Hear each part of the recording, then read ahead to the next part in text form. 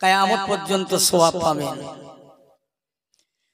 আজকের গ্রামবাসী সবাই আনন্দের সাথে মহব্বতের সাথে জলসা পালন করছে।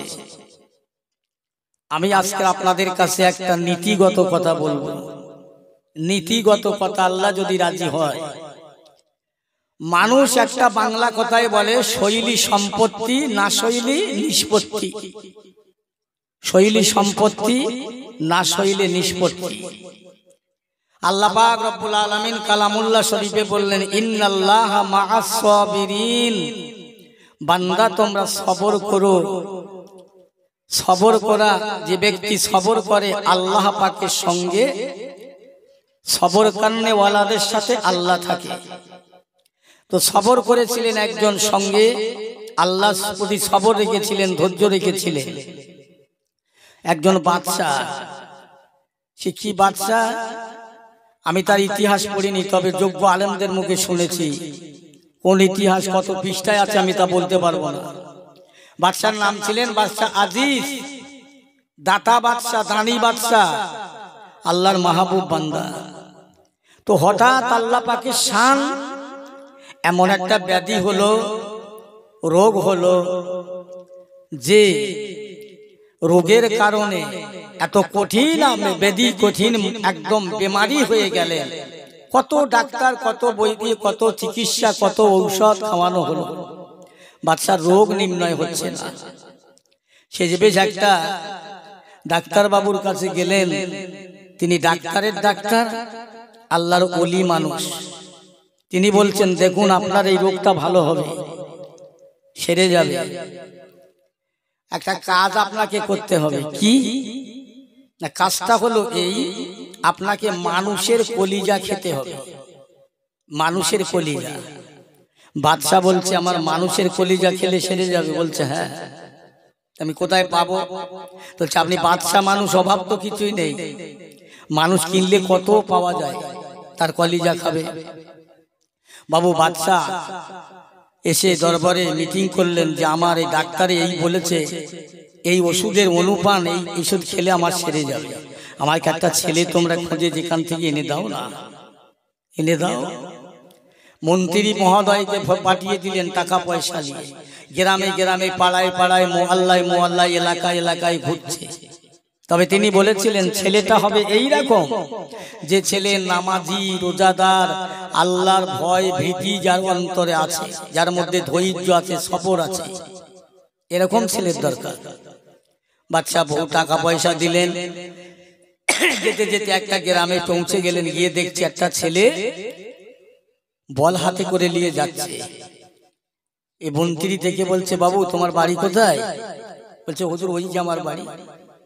তা বলছে কোথায় যাচ্ছ? বলে আমি বল খেলা করতে যাচ্ছি। আমার তোমার বাপের সঙ্গে দেখা করবো, চলো না, দেখিয়ে দেবে। তোমার আব্বার সঙ্গে আমার খুব পরিচয়, খুব ভালো জানি। ছেলেটা সাথে করে নিয়ে আব্বাকে বললেন, আব্বা এই লোকটা কি আপনাকে খুব পরিচিত লোক নাকি? দেখুন তো চেনা যায় কিনা। আমাকে সাথে করে এনেছে, আমি বল খেলায় যাচ্ছি। ওই লোকটার বলছে, ভাই এসেছি একটা বিশেষ কারণে, বিশেষ দরকারে। বলছে কি? এই ছেলেটা আপনার? বলছে হ্যাঁ।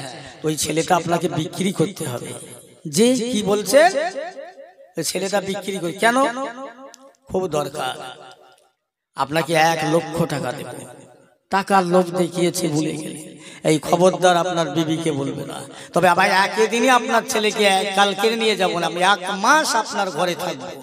আমি ওই ছেলের সঙ্গে আমার অন্তরের সঙ্গে মহব্বত হবে, ভালোবাসা হবে, তারপরে আমি ছেলেকে নিয়ে যেতে পারবো।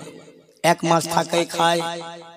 1 মাস পরে বলছে, কচি অনেকদিন তোমাদের বাড়ি কুটুম্বিতে করলাম, চলো আমার সাথে আমার বাড়ি যাবে।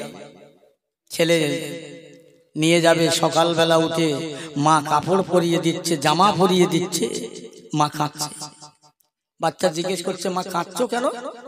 আমি তো কুটুম বাড়ি যাচ্ছি, ফিরে আসবো। খুব ভালো করে শোনে, আমি তো কুটুম বাড়ি যাচ্ছি, ফিরে আসবো। বলছে মা কোথায়? বলছে অভাগিনী মা। মা জানে ছেলে বিক্রি হয়ে গেছে, কিন্তু স্বামী এত কোষা কষেছে, এত টাইট দিয়েছে যে আমি ছেলে বেঁচেছি এই কথা যদি কোনো মানুষ শুনে তোমাকে জ্যান্ত গুলি করে দেব। জানের ভয়, জানের মায়ায় কারো কাছে বলেনি, মা তো জানে। ছেলের মাথায় পানি দেয়, কাপড় পরায়, প্যান্ট পরায়, জামা পরায়, চোখের পানি টসটাস টসটাস করে বার হয়। মা কাঁদছেন কেন? ও বাবা, কাঁদছি কেন জানো না? আমি তোমার আম্মা জান, জনম দুঃখিনী মা, গর্ভধারিণী মার একটা আমার সন্তান নাই, চলে গেলে তোমাকে আমাকে মা বলে কে ডাকবে? এজন্য কাঁদি। ছেলেকে নিয়ে যান, অভাগিনী মা জর্জর করে কাঁদে, রাতে দিনে দিনে রাতে কাঁদে। মা দুটো হাত তুলে আল্লাহ দরবারে মোনাজাত করেন, আল্লাহ পাক, আজ আমার ছেলে গর্ভধারী জন সন্তান, আমি যাকে 10 মাস 10 দিন গর্ভে রাখলাম, আমার এই দুধ স্থানের দুধ পান করালাম, কোলে বুটে মানুষ করলাম, কিন্তু আজ আমার কাছ থেকে বিক্রি হয়ে গেল। আল্লাহ, আমি মা হিসাবে দোয়া চাই, আমার বাচ্চা যেন একদিন একদিন আমার কাছে এসে মা বলে ডাকে। মায়ের দোয়া। বাচ্চাকে নিয়ে গেলেন, সর্বশেষ বাদশার দরবারে হাজির করলেন। বাদশা বললেন, দেখো আগামী যে রাত আসছে, এই রাতের পরের রাত্রিরে এই ছেলের কলেজা আমাকে খেতে হবে, এ খবর কেউ না জানে। কিন্তু মুসলমান যে ছেলেটা কিনে নিয়ে যায়, বাদশার মন্ত্রীরা আর একটা ছেলে ছিল, এই ছেলেটাকে নিয়ে ওই ছেলে একই বয়সের, একই আপনজনের মতো ভালোবাসা হয়ে গেল, অন্তরে মহব্বত পয়দা হয়ে যায়। রাতের অন্ধকারে বাদশা বিচার করলেন, পরামর্শ করলেন, রাতের বেলা ছেলেটাকে জব করব, কলিজা খাওয়া হবে, আমার ব্যাধি ভালো হবে। এই খবরটা যে মন্ত্রী ছেলেটা কিনে নিয়ে যায়, ওই মন্ত্রীর আর একটা ছেলে ছিল, খবরটা জানতে পেরে ওই লোকটা ছেলেটা গিয়ে ওই কেনা ছেলেটাকে বলছে, ভাইজান আমি আপনার সঙ্গে একটা কথা বলবো, জীবনে যদি বেঁচে থাকি আর না থাকি, যদি মরে যাই, মরে যাব, আমার জান চলে যাবে, তবু আমি সত্য কথা আপনার সাথে না বলে যাব না। কি কথা? বলছে, যে কথা বলবো ভাই, সে কথা শুনলে, কথা ফেটে গেলে আমার জান আগে যাবে। কেনা ছেলেটা বলছে, তাহলে বলবেন না, আমার জন্য আপনার জান যাবে ওটা না। বলছে, না, আল্লাহ পাক আল্লাহর নবীর সঙ্গে বন্ধুত্ব করেছিলেন, বোঝাচ্ছে। ও ভাইজান, আল্লাহ পাকের নবীকে আল্লাহর বন্ধু করেছিল, দোস্ত করেছিল। আজ আমি আপনার সঙ্গে বন্ধুত্ব লাভ করলাম, বন্ধু করলাম, বন্ধু হয়ে বন্ধুর যদি বিপদে না লাগে, কিসের বন্ধু? এই বন্ধুর জন্য বন্ধু যদি বেঁচে থাকতে চাই না, এই কি হয়েছে বলুন, আমার সাথে বলুন। বলছে, না ভাই, আমার বাপ হচ্ছে বাদশার মন্ত্রী, তোমাকে কিনে এনেছি কেন জানেন? কেন? আজকে রাতের পরে কালকে রাত্রে তোমাকে জব করে তোমার কলিজা বাদশা খাবে, কঠিন রোগ হয়েছে, ডাক্তারের পরামর্শ, তাই তোমার মা বাপের কাছ থেকে ছিনিয়ে নিয়ে এসছে, কিনে নিয়ে এসছে তোমার কলিজা খেয়ে বাদশার রোগ সারাবার জন্য। এই কথাটা কেউ যদি আগে যদি বলে, সেই বাচ্চার সাথে তার ঘরটা, তার মুন্ডুটা আগে যাবে। এটা বাদশার কথা। যে আমি এই জন্যে আপনার সঙ্গে বলতে চাই, আমার মাথা যায় যাক, আমার জান যায় যাক, তবু ভালোবাসা যায় না। ভালোবাসা কারে বলে? ভালোবাসা কারে বলে? যে আমি বেঁচে থাকতে আপনার জবাই করে আপনার কলিজা খাবে, তার আগে আমাকে ওরা হত্যা করে দেখ, জব করে দে, আমি ওটা চাই না। আমি বাঁচতে চাই না, আপনার ক্ষতি হবে, আমি ওটা চাই না। কেনা ছেলেটা বলছে, আচ্ছা ঠিক আছে। রাত আসার পরে সকালবেলায় বাদশার দরবারে বলছে, হুজুর আপনার রাজ দরবারে আমার একটা কথা আছে, বলো। বাদশা জাহাপানা, কথাটা হলো এই, আমি শুনে ফেললাম, জানতে পারলাম আমার কলিজা আপনার রোগের ঔষধ তৈরি হবে। ও বাচ্চা জাপানা, আমার রোগ, আমার কলিজা আপনার রোগের জন্য ঔষধ হবে, বিমারির জন্য সেরে যাবে, আমার কলিজা খেলে আপনি সুস্থ হয়ে যাবে। এইটা শুনে আমি বড় খুশি হলাম। আমার মতো একজন বাচ্চার কলিজার দ্বারায় একটা বাচ্চার রোগ সেরে যাবে, তা ভালো জিনিস। এই তুমি শুনলে কোথায়? এ কথা কে বলেছে? যেই বলুক না। ওই সময় ওই মন্দিরের ছেলে যে বলছো বাচ্চা জাপানা, কথাটা আমি বললাম, আগে আমাকে জব করো। কি ব্যাপার বললে কেন? ও বাচ্চা জাপানা, আমার আব্বা আপনার মন্ত্রী মহাদয়, আমি মন্ত্রীর বেটা। ওই ছেলেটা আমার বন্ধু, আমার আব্বা কিনে এনেছো মা বাপের কাছ থেকে। ও আমার বন্ধু, আমি ওর বন্ধু, তাই দুই বন্ধু এত ভালোবাসাবাসি হলো, এত মহাব্বত পয়দা হলো। এই মহাব্বতের তাড়নায়, এই ভালোবাসার তাড়নায় আমি আমার সত্য কথাটা বললাম। বাদশা আজিজ বললেন, শুনে নাও, আজ তোমরা দুই বন্ধু দুই মহাব্বত যে দেখিয়েছো, ভালোবাসা দেখিয়েছো, না না না, আর আমার কলিজা খাবার প্রয়োজন নাই, আমার রোগ সব ভালো হয়ে গেছে। জোরে বলুন সুবহানাল্লাহ। আর কলিজা খাবার দরকার নেই। সত্যি যে তোমরা দুজন দুজনকে এত মহব্বত করেছো।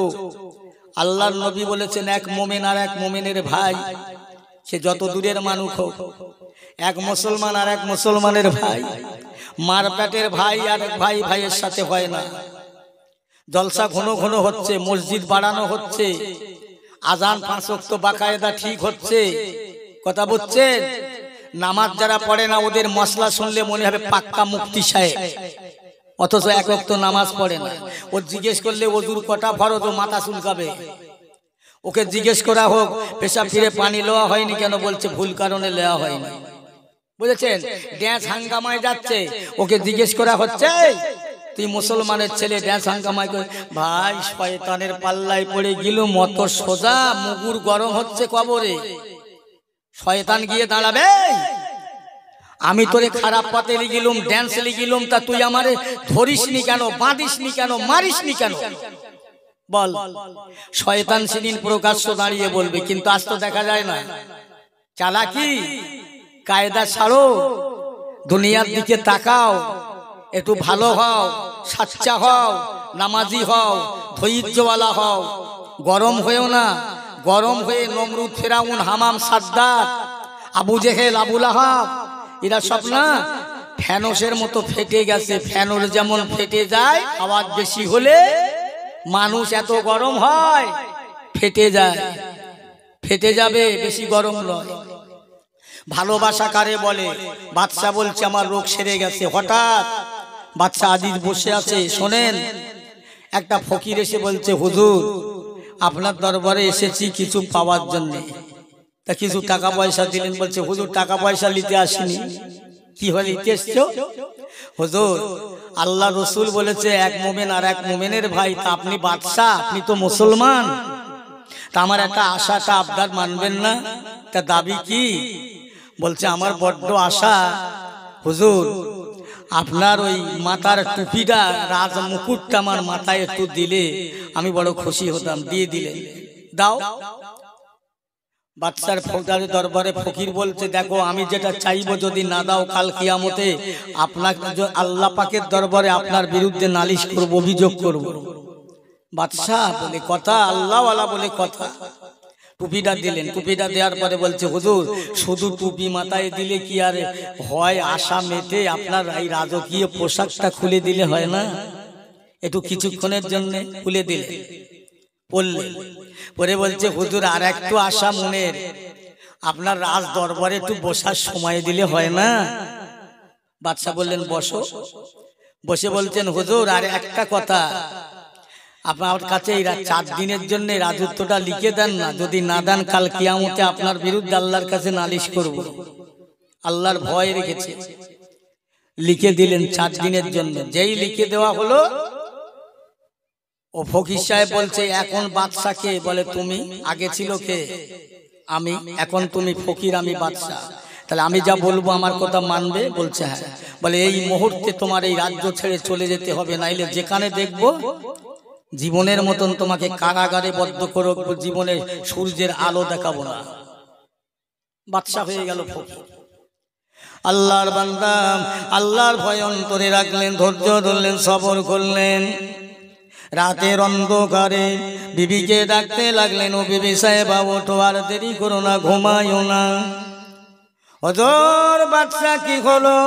ও বাদশা আমার, বেগম সাহেবা ওঠো, আর এখানে থাকা যাবে না। আমার দরবারে একটা ফকির এসেছিল, রাজমুকুট চাইলো দিলাম, রাজীয় পোশাক চাইলো দিলাম, বাদশার আসনে বসার চাইলো দিলাম, আবার বলছে লিখে দান দিলাম। লিখে দেওয়ার পরে সে এখন বাদশা, সে বলছে এখন তোমাকে রাজ্য ছেড়ে চলে যেতে হবে। বলছে তুমি কি সর্বনাশ করলে? এটা বাদশা হয়ে ফকিরের কাছে রাজ্য লিখে দিলেন। ও বিবি সাহেবা, আমার আল্লাহ পাক সব জানতে পারে, বুঝতে পারে, আমার আল্লাহ সব জানে বোঝে, আল্লাহর পক্ষ থেকে যেটা হয় ওইটা হয়েছে। বিবি সাহেবা ওঠো, এই রাতের বেলা চলো, আমাদের দুইটা সন্তান, একটার বয়স হলো মাত্র 6 বছর, একটার বয়সে 3 বছর। এই 6 বছর আর 3 বছরের বাচ্চাটা বাদশার বেগম কোলে নিয়ে রাস্তা দিয়ে হেঁটে হেঁটে হেঁটে হেঁটে হেঁটে হেঁটে গভীর জঙ্গলে কিনারায় পৌঁছে গেলেন মুসলমান। ওই জঙ্গলে গিয়ে আবার পরে, ও মুসলমান আব্বা জানেরা ভাইরা, সকাল হয়ে গেল। সকাল হওয়ার পরে বাদশার বেটা, দুটো বেটা কাঁদছে, আব্বু খিদা লেগেছে, ক্ষুধা লেগেছে। আমার এই বাচ্চা বা কাঁদছে, ক্ষুধা লেগেছে। বাচ্চার চোখ দিয়ে ঝরঝর ঝরঝর করে পানি আছে। আব্বু কোথায় যাবেন? কোন দিকে যাবেন? আমাদেরকে সঙ্গে করে নিয়ে, আমি দেশ ছেড়ে, আমাদের বাচ্চা ছেড়ে কোথায় যাবেন? ও মুসলমান, বাচ্চার চোখ দিয়ে টস টস করে পানি বার হয়, বাচ্চাদের বোঝাতে পারে না। ও মুসলমান, বাচ্চা কি করলেন? ওই বড় ছেলেটাকে গাছের গোড়ায় বসিয়ে রাখলেন, বাবা এই জায়গায় বসো। ও মুসলমান, আল্লাহ পাক জানিয়েছে ইন্নাল্লাহা আলা কুল্লি শাইইন কাদির। আমার আল্লাহ যাকে আল্লাহ যাকে ইজ্জত দেয় ইজ্জত আলা হয়, আর আল্লাহ যাকে সম্মান দেয় সম্মান আলা হয়। আল্লাহ যাকে বিউজ্জতি করে সে বেউজ্জতি হয়, আল্লাহ যাকে অসম্মান করে সে অসম্মানিত হয়। আল্লাহ যাকে বাদশাহী দান করে, পথের ফকিরকে আল্লাহ বাদশাহী দাতু বসায়, বাদশার মসনাতে বসায়, আবার বাদশার মসনাদ থেকে লাভিয়ে পথের ভিখারি বানায়। এটা আল্লাহর ইচ্ছা, এটা আল্লাহর ইখতিয়ার। আল্লাহ সব পারে। বাদশা আজিজকে জঙ্গলে গিয়ে ছেলেকে বলে, বাবা বস, কাঠ ভাঙি। কাঠ ভেঙে নদীর ওপারে একটা ছোট্ট নদী আছে, বাজার আছে, বিক্রি করে চাল কিনে এনে রান্না করবে কি? সে হাঁড়ি নেই, জঙ্গলের মধ্যে হাঁড়ি নেই। একটা ভাঁড় ভাঙা, কলসি ভাঙা মাটির পেলো, বিবিকে দিলেন, এটাকে রান্না করো। রান্না করবে, চুলো ধরাবে কি দিয়ে? উনুন, আগুন কোথায়? জঙ্গলে কিছু মানুষেরা কাঠ ভাঙতে এসেছিল, তাদের কাছ থেকে একটু আগুন নিয়ে চুলো জ্বালিয়ে বিবি রান্না করছে। বাদশা আবার গেল কাঠ ভাঙতে, আবার কালকে নিয়ে যাব। মুসলমান ভালো করে শুনিলেন, বাদশা দিক আবার গাছের মাথায় উঠে কাঠ ভাঙছেন। এমন সময় বিবি রান্না করছে। জঙ্গলে একটু আগে ছিল বাদশার বেগম, হয়ে গেল বাদশার বেগম ফকির। ও মুসলমান, গরম দেখায়ও না, দুনিয়ার বুকে ফেনসের মতো ফেটে যাবে, বেকার হয়ে যাব, বরবাদ হয়ে যাব, ধ্বংস হয়ে যাব মুসলমান। এই জন্য আল্লাহ পাক আমাদের নামাজের পরে সর্বসময় আমরা বলি, রব্বানা যালামনা, রব্বানা যালামনা, রব্বানা যালামনা আনফুসানা ওয়া ইল্লাম তাগফির লানা ওয়া তারহামনা লানাকুনান্না মিনাল খাসিরিন। রব্বানা, আমাদের আল্লাহ, যালামনা, জুলুম করেছি, আনফুসানা, আমাদের নফসের পরে, ওয়া ইল্লাম তাগফির লানা ওয়া তারহামনা, আপনি যদি দয়া না করেন, ক্ষমা না করেন, মাফ না করেন, কুনান্না মিনাল খাসিরিন, আমরা ক্ষতিগ্রস্ত হয়ে যাব। এই দোয়াটা পড়তে হয়। আমাদের আদি পিতা আদম আলাইহিস সালাম পড়তেন। দোয়া পড়বেন, কাঁদবেন। বাদশা আজিজ কাঠ ভাঙছে, রান্না করছে ওনার বিবি। একজন এসে বলছে, মেয়ে ছেলে দেখে বলছে, তুমি এখানে রান্না করছো, তোমার বাড়ি কোথায়, কি পরিচয়? বাদশার বেগম বলছে, আমাকে ধমক দেবেন না, আমার স্বামী আছে এখানে, আমার বাচ্চা আছে, কই তোমার স্বামী কোথায়? পরীক্ষা কারে বলে, ধৈর্য কারো বলে। কোথায় তোমার স্বামী? বলছে সেই দূরে অলক্ষে কাঠ ভাঙছে। ইনি গেলেন। শয়তানের কথাবার্তা, শয়তানের চালচলনটাই আলাদা, বুঝলেন? গিয়ে বাদশার দরবারে গাছে কাঠ ভাঙছে, বলছে হুজুর, হুজুর এই রান্না করছে যে মহিলাটা আপনার বিবি? বলছে হ্যাঁ। আপনার বিবিকে একটু দেবেন, আমি খুব বিপদে পড়ে গেছি। কিসের বিপদ? তো বলছে হুজুর, আমার এই বজরা, এই যে দূরে নদী আছে না, ওই নদীর কিনারায় আমার একটা বজরা শহর জাহাজ বাঁধা আছে। ওই জাহাজের ভিতরে আমার একটা বিবি আছে, মহিলা আছে না, হামবেলা গর্ভবতী, বাচ্চা হবে, একটা ধাত্রীকির প্রয়োজন, একটা ধর্মীর প্রয়োজন, একটা মহিলার প্রয়োজন। আমার জাহাজে কেউ নেই, আমি সওদাগার মানুষ, আপনার বিবিকে দেবেন, আমি প্রয়োজন মিটে গেলে আবার দিয়ে যাব। আহা, বাদশা আজিজ ওই সময় বলতে লাগলেন, যাও। গাছে থেকে নেমে আসলেন, ও বিবি সাহেবা যাও, আল্লাহ নবী সাহাবী হযরত খলিফা সানি ফারুক আযম ওমর রাদিয়াল্লাহু তাআলা নূর মতো সওয়াব পাবে। ও মুসলমান ইমানদার, ওমরে ফারুক রাদিয়াল্লাহু তাআলা আনহু রাতের অন্ধকারে রাস্তা দিয়ে যান। কার খাওয়া হয় না, কার চাল নাই, চুলো নাই, ঘর নাই, বাড়ি নাই, কার কষ্ট হয়, কে বেওয়া, বিধবা, পতিহারা, এতিম, এসির, অসহায়, নিরুপায়। হুজুর তাদের ঘরে যেতেন, খবর নিতেন। ওই রাস্তা দিয়ে যান, দেখতে পাওয়া যায় একজন পুরুষ মানুষ বাড়ির ভিতর থেকে বাইরে আসে, আবার ভিতরে যায়, আবার বাইরে আসে, আবার ভিতরে যায়। ওই বাড়ির ভিতর থেকে একটা মহিলা চিৎকারের কান্নার আওয়াজ পাওয়া যায়। হযরত ওমর ফারুক দাঁড়িয়ে গেলেন, দাঁড়াবার সঙ্গে সঙ্গে লোকটাকে জিজ্ঞাসা করলেন, ও ভাইজান একবার বলুন না, আপনার ঘরের থেকে মহিলার কান্নার আওয়াজ আসছে কেন, কি হয়েছে? ভাই গো ভাই, এই কান্নার আওয়াজ এই জন্য আসছে, আমার বিবি হামবেলা গর্ভবতী, বাচ্চা হবে। আওয়াজ, আমি মুসলমান বলে আমার কাছে কোনো মেয়ে ছেলে আমার বাড়ি আসে না। ওই সময় হযরত ওমর ফারুক আর দেরি করলেন না, দোপেক্ষা করলেন না, বিলম্ব করলেন না, দৌড়ে দৌড়ে দৌড়ে দৌড়ে ছুটে ছুটে ছুটে ছুটে ছুটে ছুটে নিজের বাড়ি যান, ঘরে যান। নিজের বিবিকে হাত ধরে ডাকছেন, ও আব্দুল্লাহর মা, ও আমার বিবি সাহেবা, ওঠো জলদি, ওঠো জলদি, ওঠো, আল্লাহর রহমতের জান্নাত বিক্রি হয়ে যায়, জলদি করে ওঠো। একবার জোরে বলা যাবে না সুবহানাল্লাহ? ওঠো, আল্লাহর জান্নাত বিক্রি হয়ে গেল। এত হন্তদন্ত হয়ে, কি হুজুর কি হলো এত রাত্রিরাই? ওঠো না, ওঠো। বলতে বলতে যাই, দাঁড়িয়ে বলতে সময় চলে যাবে, সময় পাবে না। আহা, কি মানুষ ছাড়া ছিল, সময় বেশি দেওয়া যাবে না, সময় নেই। আল্লাহ নবী সাহাবী হযরত ওমর ফারুক বিবির হাতটা ধরে রাতের অন্ধকারে রাস্তা দিয়ে যান, আর বলে দিচ্ছেন, ও বিবি সাহেবা, তোমার মতো একজন মহিলা গর্ভবতী, কষ্ট হচ্ছে, প্রসব যন্ত্রণায়, বাচ্চা হবে, একটা মহিলার প্রয়োজন, ধাত্রীর প্রয়োজন, একটা মেয়ে ছেলের দরকার। ও ফাদার আব্দুল্লাহর মা, ও আমার বিবি সাহেবা, আমি ওমর রাতের অন্ধকারে ঘুরি মানুষের দ্বারে দ্বারে, আল্লাহর আযাবের ভয়, পরকালের ভয়। তুমিও কেন শুয়ে ঘুমাবে? তোমাকে বলে দিচ্ছি, ওই বাড়ি তুলে দেবো, ওই ঘরে তুলে দেব, ওই ঘরে বাচ্চা হবার পরে যেন আমি ওমরের নামটা ধরে ডাকবে না। বাচ্চার হবার জন্য বাড়ি ঢুকিয়ে দিলেন। কিছুক্ষণ পরে একটা বাচ্চা হলো, হবার পরে আব্দুল্লাহর মোহাম্মদ ওমরের বিবি সে কথাটা ভুল হয়ে গেছে। এখন বাচ্চা হয়ে আনন্দে বলতেছে, ও আমিরুল মুমিনিন খলিফাতুল মুসলিমিন, হুজুর এই বাড়িতে একটা পুত্র সন্তান হয়ে, যেই বললেন ওই বাড়িওয়ালা একদম বেহুশ হয়ে জমিনে পড়ে গেলেন। পৃথিবীর অর্ধেক পৃথিবীর বাদশা ওমর আমার পাশে বেহুশ হয়ে গেলেন। সে অনেক কথা। বাদশা আজিজ বললেন, যাও যাও, ও বিবি সাহেবা, তুমি ওমরের বিবির আব্দুল্লাহর মায়ের মতন সওয়াবের অধিকারী হয়ে যাবে। বিশ্বাস করলেন। যাও যাও, চলে যাও জলদি করে।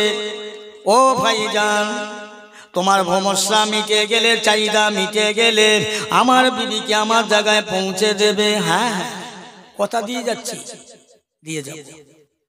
বাচ্চা দুটোকে বাচ্চা রাখলেন, বিবি সাহেবাকে পাঠিয়ে দিলেন, বজরার ভেতরে তুললেন, জাহাজে তুললেন। জাহাজের এ কামরা ও কামরা, এ কামরা ও কামরা, খোঁজাখুঁজি করছেন। বলছো ওগো সওদাগর, তোমার বিবি কোথায়, গর্ভবতী মহিলা কোথায়? সওদাগর বলছে তুমি জানো না, তোমার স্বামীর কাছে যদি এই ধোলন বাজনা দেওয়া যায় তো তোমাকে আমার হাতে তুলে দেবে না। আমার তো বিবি নেই, তোমাকে বিবি বানাবো। এইরকম ছন্দ করে ছল করে, কলনা ছলে বলে কলে কৌশলে আমি এনেছি, তোমাকে বিয়ে করে রানী করব। হ্যাঁ, কি বললে তুমি? আমার স্বামী আছে, আমার বাচ্চা আছে। আল্লাহর বান্দে আল্লাহ দরবারে দুটো হাত তুলে জাজ্জার করে কাঁদেন আল্লাহ পাক, দুনিয়ায় আমার স্বামী বাচ্চা হারিয়া হয়ে গেল, রাজ্য হারা হয়ে গেল, ফকিরের কাছে রাজ্য লিখে দিলেন। আজ আমার বাচ্চা দুটোকে নিয়ে জঙ্গলে আসলাম, এখানে যে কি পরীক্ষায় ফেললেন, আমার বাচ্চা দুটোকে কি সান্ত্বনা দেবেন? ওই সওদাগর বলছেন, ও মহিলা, কাঁদবেন না, চিন্তা করবেন না, ভাববেন না, হোপলেস হবেন না, আমি আপনাকে বিবি বানাবো, আমি বড় লোক, আমি বিশাল ধনীর সম্পদের মালিক, এই রাখো তোমার সম্পদ। জর্জর করে কাঁদছেন, তুমি কি সর্বনাশ করলে? আমার স্বামীকে কে সান্ত্বনা দেবে? আমার বাচ্চা দুটোকে কে মানুষ করবে? আল্লাহর বান্দা কাঁদছেন। সওদাগরের মনে দয়া মায়া হয় না, নিষ্ঠুর নির্মম পাষণ্ডের মতো জাহাজ ছেড়ে নিয়ে চলে যায়। ও মুসলমান,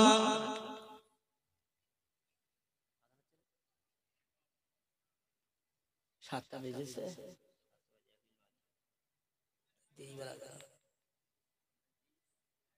তাহলে তোমার টাইম শেষ। দরুদ শরীফ আল্লাহুম্মা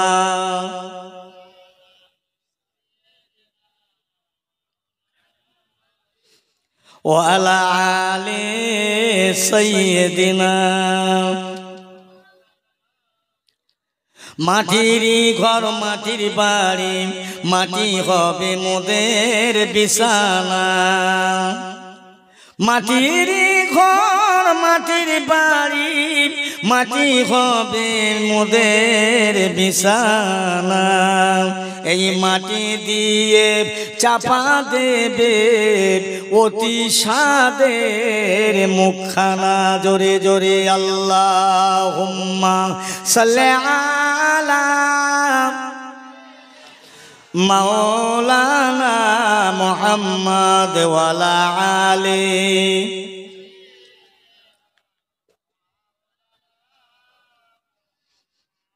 আমি যদি আরব হইতাম মদিনার ওই পথ, আমি যদি আরব হইতাম মদিনার ওই পথ, ওই পথে চলিতেন আমার নূর নবী হযরত। আল্লাহুম্মা জোরে জোরে সাল্লি আলা মাওলানা মুহাম্মদ ওয়া আলা আলি।